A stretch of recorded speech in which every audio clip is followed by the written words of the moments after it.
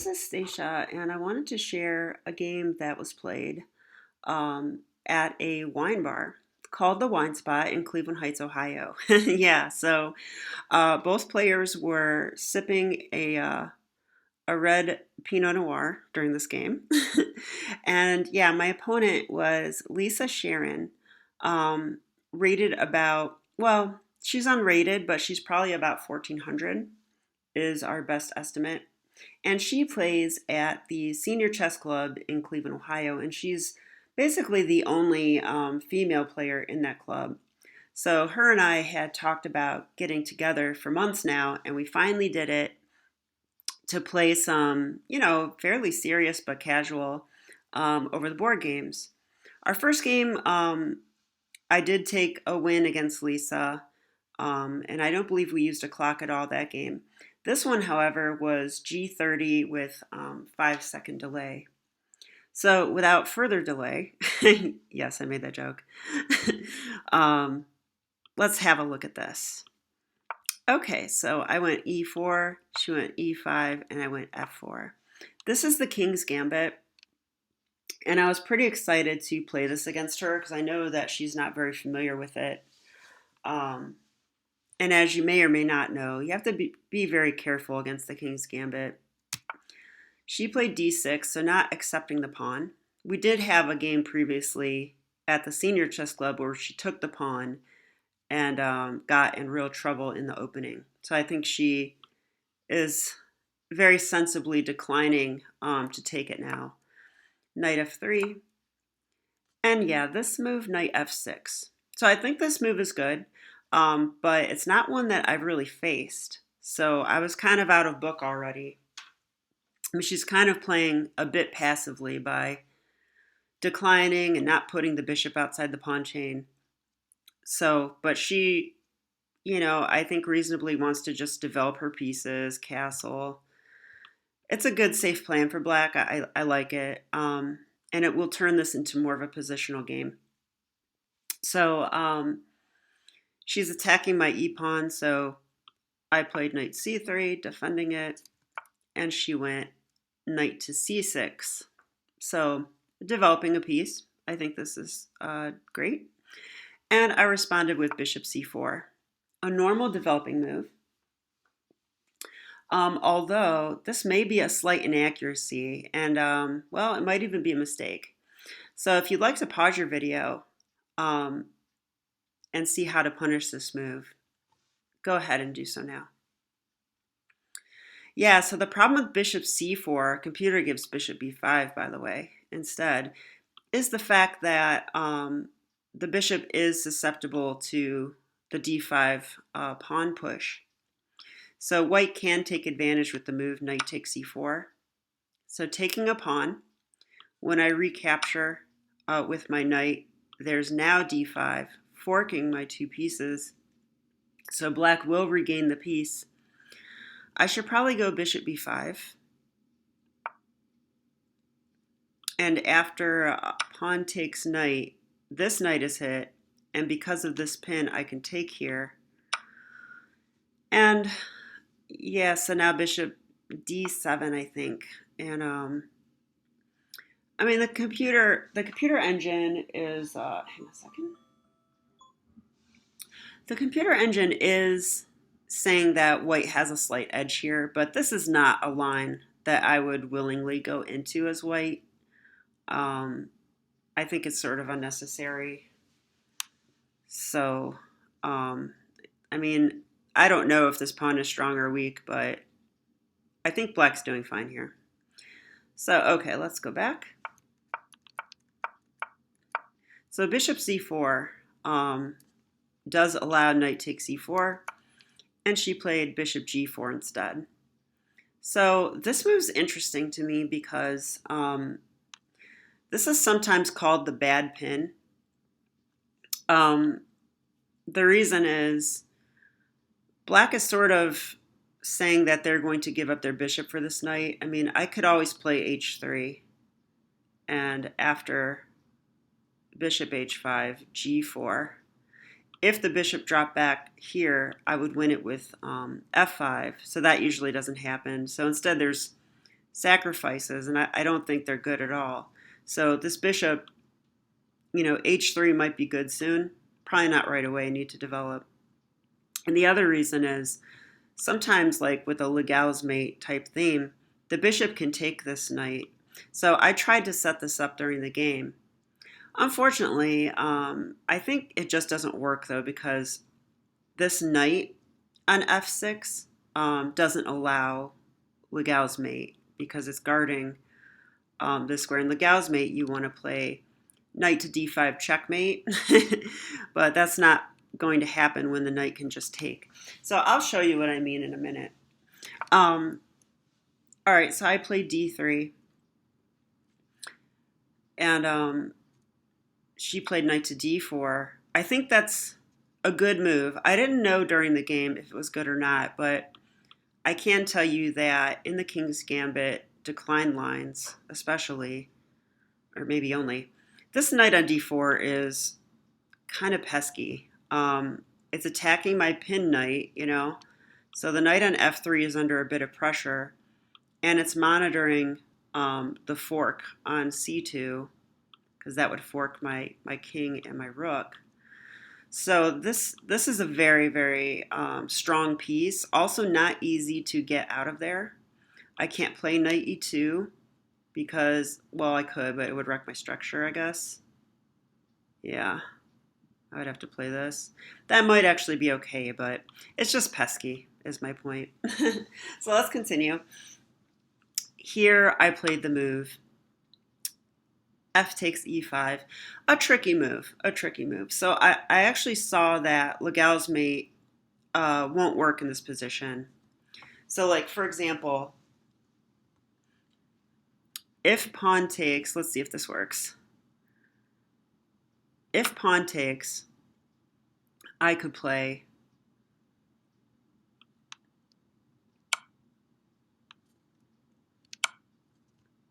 I can play that. Legal's mate would be more like this, though. Knight takes, bishop takes queen, bishop takes, king takes.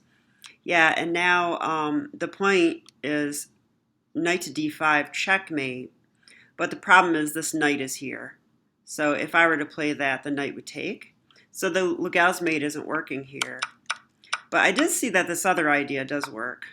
So I was being sneaky with f takes e5, because after she took back, I was able to play. I played this in the game, right? Let me check. Still getting used to chess.com analysis board. Yeah, I did play this bishop takes f7 check idea. So the idea being that if she takes the bishop, I have knight takes e5. This forks the king and the bishop. Notice the bishop is attacked twice and only defended once by the knight. So after this, she would have to go king g8, and I would take here. And after takes, take here. Now, I thought this position was good for white. And at first glance, it does look winning, doesn't it? I think it really looks winning. There is this fork, but it's kind of funny. It actually doesn't work. Knight takes c2 is met by king d2. Very interesting, because now if the knight were to grab the rook, there's actually this crazy move. Queen e6, checkmate. Yeah, notice the king cannot, the king's, it's almost like a smothered mate, he's kind of like stuck in there, and the bishop is useless. So because of that, knight c2 check is not a good move. But the move that holds this together for black is h5. Yeah, h5. Now I can't play knight e6 because the knight's guarding. And the only sensible move here, I think, is queen d1. I have to guard. I have to guard this. And maybe I could play, yeah, I can't play queen e2 because the knight's guarding it. So I think after this, and then this reasonable little check right here, g3 and queen h3, stopping white from castling. Yeah, this line looks annoying for white, so I don't really know what's going on here. So the game could have continued this way, And it's kind of a surprise to me analyzing it because I just assumed that if she took my bishop on f7, I would be I would have a good game. But yeah, not entirely true here. But let's look what happened in the game. She actually did not take. She played king e7. And of course, I was very happy to see this move because if you're not going to take my bishop, then I like to just set my bishop on b3 or maybe even c4 and just have an excellent bishop along this diagonal slicing into the king side. I did play bishop b3. I was willing to accept this trade. This, like I was saying, this knight's very, very pesky. But let's see what happened because this game is pretty interesting how it develops from here.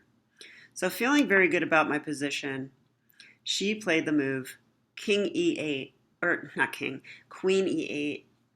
So yeah, this is a move you see in like the Dutch defense where the queen is going to pop out to the h5 square. Very nice find by her. I like this idea because my knight is under pressure right now. And it's only defended by a pawn and by my queen. Once the queen comes to h5, it's not so easy to defend the knight again. The only way to is to castle kingside, I think, that I could see. And there actually is one other defense, but I'm not going to share what that is just yet. Okay. So here I played bishop g5. And this move, I think, is a little bit silly. Okay, it's kind of like a low-rated player move, to be honest. So I hate to say that, but yeah, I'm just pinning the knight, saying I'm going to play knight d5 check, and that would be very good for white if I can get that in. But I think it's too easy to stop. It's just much too easy to stop. And in fact, she played the move c6. And now I'm not even sure my bishop belongs on g5. I'm really not. So in the game, I was planning on taking the knight at some point. I just wanted to get my bishop out so that my rook's more open for later. But I think this plan was a bit careless by me. Okay, so I castle. I'm just trying to finish development. I figured her king's in the center. This should be good for me. And now she played queen h5. So this does attack the bishop. Yeah, and let's see here. It's kind of interesting. So if I make a silly move like h3, I think she's threatening to take here, right? Yeah. Here, well, I could throw in this check. So I have this intermediate move. G takes, and maybe G takes f3. But this is kind of similar to what happens in the game, and I think this is kind of bad for white, I will say. So I'll share what the reasons are in a minute here. But yeah, she played c6 against this, and I really like this move. It just, it just simply stops knight d5. And not only that, it corrals my knight. I don't know where my knight's going anymore. So like, I'd like to play this move, but then that undefends the knight, or basically what would be my f-pawn. So I would lose a pawn. So yeah, this knight is a problem piece, and this knight is a problem piece because there's so much pressure on it. That's kind of my warning to wrap up the video. I always take a long time. Okay. But yeah, I like this move c6. And I castled kingside, but the computer doesn't like this move. And the reason is my whole plan here was incorrect. So I took this, and she took with the g-pawn. And now you can see that this is totally wrong to do this. By allowing this capture, even though her king's in the center, This move helps to coordinate black big time. Notice this bishop is blocked by the king? Well, guess what? Now the bishop has a great, great home on h6, slicing into my position. There's already a lot of pressure. This knight's excellent, and I can't seem to get him out. And the rook's coming to g8. Not only that, but after the bishop moves, the other rook will be connected. So this, I have just completely harmonized the black position by playing this way. So let's go back. So for that reason, bishop g5 is actually a big mistake, But my real blunder of the game is not realizing that the correct plan here was bishop e3. Okay, bishop e3. Why? Because I'm going to take the knight on d4. That is why. You have to alleviate the pressure on f3, and you have to not open up this g7 square for black. That will keep the bishop bad. I mean, they could play g6 eventually or whatever, but that still wouldn't open the g file for the black rooks. So, yeah, a strategical blunder on my part to not see that the bishop belongs on the e3 square. So, yeah, here I would take, and the game would go like this. Okay, so that was my analysis. So, but instead it went bishop g5. Yeah, and here's what's funny. After c6, the computer says castling kingside is the blunder. Why? Because it says really the only good move is bishop e3. And after this, white still has a really good advantage. And it's easy to see why. If I can resolve the pressure on f3, then the black king's in the center and the bishop's bad. You know? So, or at least for now it is. It's just hard for black to coordinate. So, yeah, huge lesson for me, because now the rest of the game, white is worse just by missing this strategic idea. All right, this defensive idea. So I'm going to show what happens here, and it's pretty gruesome. It is Halloween, by the way. Happy Halloween if you're watching this on Halloween.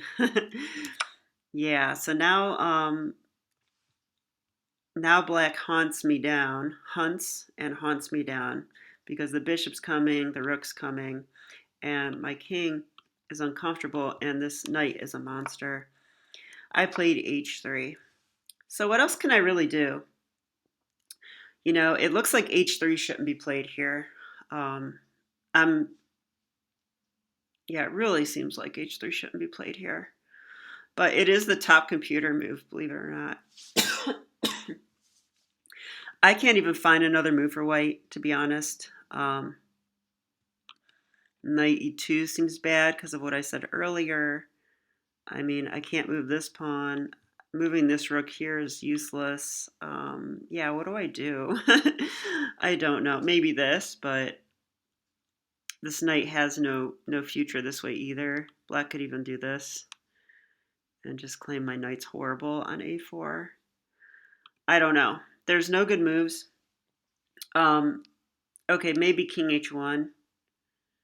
But that puts my king in line with the queen. Yeah, I don't know.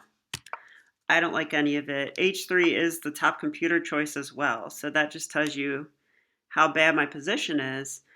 So I'm encouraging this capture, but what choice do I have? And but she was smart and she took this way. And the point is that when I take the knight, I'm undefending the h-pawn. So she can go there. That's a tempo on my rook.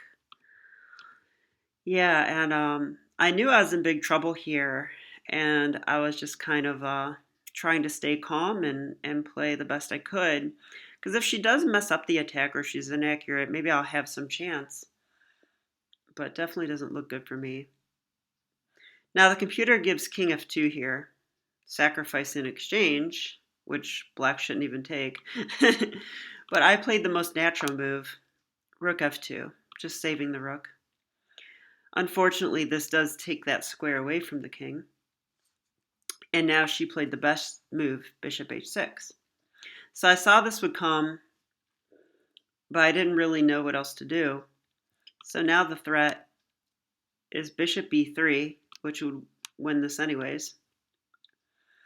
And let's see, is there more than that? Probably. There's also queen g5 check, queen g6 check, rook g8 check. Even though the bishop can take, there's another rook. So this kind of happens in the game. So I played queen e2. What else to do, right? Computer wants to play king h1. Can you imagine playing that move? Like offering discoveries. I mean, is there really no good discoveries there? I'm having a hard time believing that. It also likes rook h2. I thought about playing that. But I played queen e2 with the idea of rook h2. And defending, I'm defending this threat. Trying to desperately get my other rook in the game as well. But she found this idea. So this is an exchange sacrifice, but I think it's really good for her. Bishop takes, rook takes, and now I'm in huge trouble. Yeah, if I go king h1, I think she can just play bishop g2 check. That's a double check. And I would have to go to g1. And then she has queen h1 mate. If I go rook g2, then rook takes check, winning my queen. If I go king h2, I think that same thing works. Bishop g2 check. I cannot take the bishop. It's defended by the rook. Queen's here. This square's guarded. I would have to go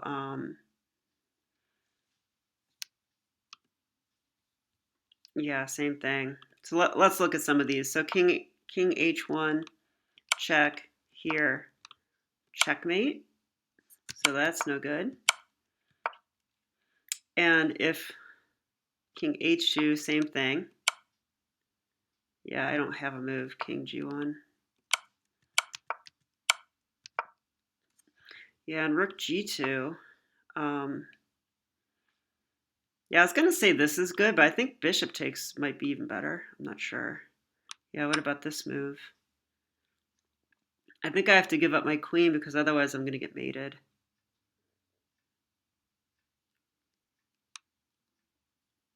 Yeah, I can't really move, can I? So if I go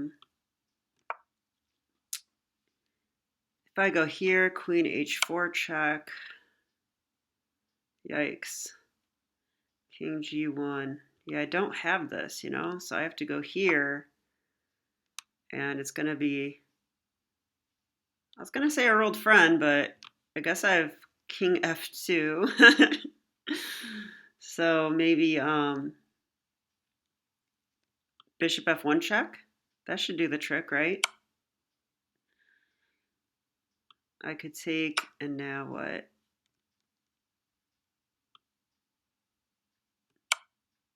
Yeah, queen h1, king f2, rook g8, rook g2 mate.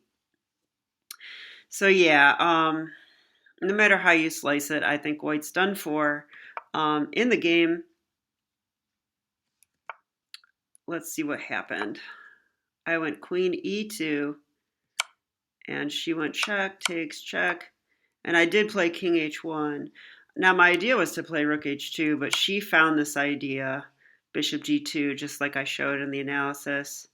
And after here, queen h1 checkmate. So yeah, I feel like I got completely destroyed by Lisa, even though she is supposed to be lower rated than me.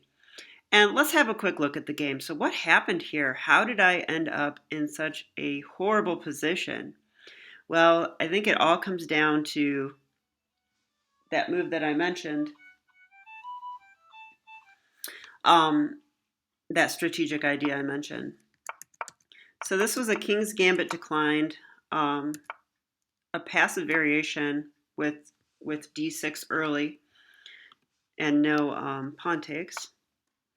Yeah, bishop c4, slight inaccuracy because of this knight takes c4 idea. I won't do that again.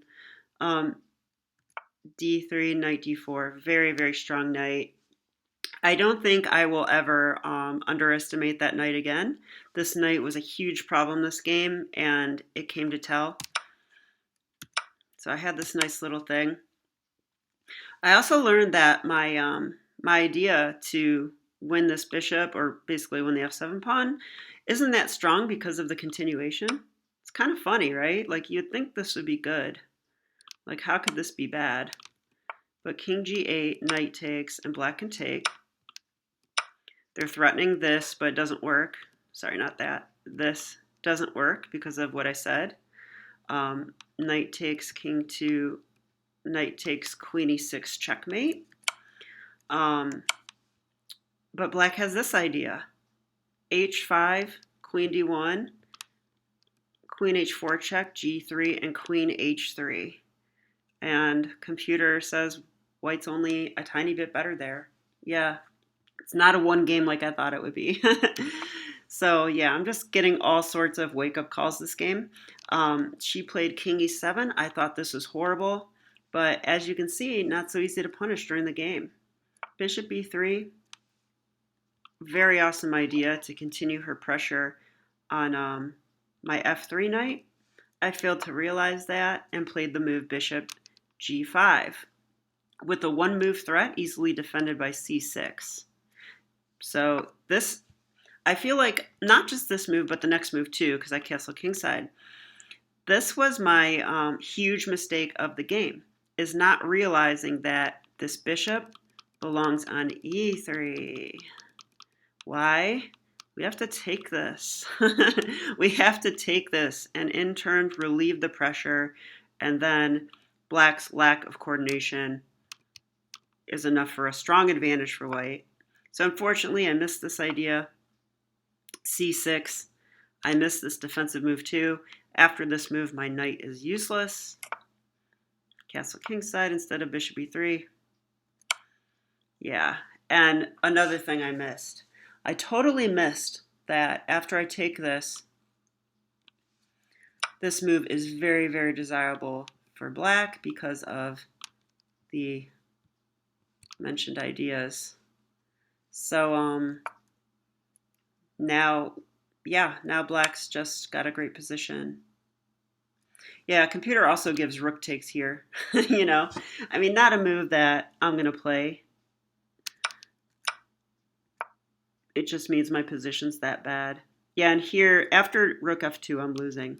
I'm completely lost. Bishop h6 is a crushing threat. Queen e2. I'm just hoping that she won't find the accurate continuations, but I gotta hand it to Lisa. She found this exchange sack. It works really nice. I mean, it looks like a tactics puzzle, doesn't it? I think this position just looks like a tactics puzzle. Like, how do you finish off white? Except there's like 4 different answers. So, okay. King h1, there's no other options. I mean, rook g2 loses. This is illegal. This loses. This loses. So there are no moves. And she found bishop g2. Love this move. Forces king g1 and queen h1 checkmate. So there you go. Yeah, very scary for me, but very, very instructive game. Like, I have to admit, you know, when I lose to someone I'm not, you know, in theory supposed to lose to, I mean, I've lost to enough low-rated players that I know that I can lose to anyone. But Lisa's actually, you know, she's the thinker. So I'm not surprised that I lost to her. I think she's probably a developing player. But I am surprised at how this game turned around on me so quickly, and that how important bishop e3 was, and what a blunder it was to take on f6 at the right moment. So there you go. I hope you enjoyed watching this frightful game for me. And happy Halloween, and I'll be back with another video. Thank you for watching. Bye.